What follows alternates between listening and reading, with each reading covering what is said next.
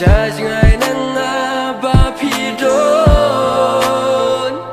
ki jing sniu ki ker sau do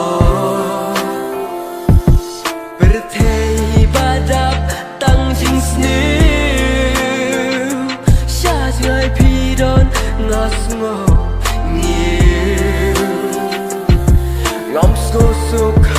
kamen you been scam kine ki kinti tu ando wala kloi se ko ba icha ai hidan pang di marwai balinga na pisang dur pabri ka chongpi ka ben hami yak mat chonga gamla mutur bangan chai no men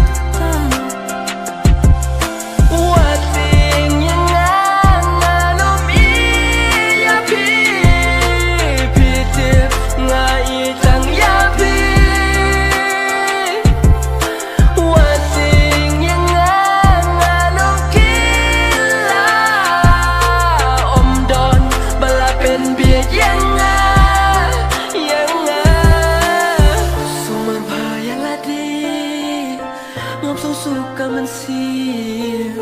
sumar bahaya ladi namar ngosngoti wadle kunlung babun kimesia ki kenrup klumar haba kitna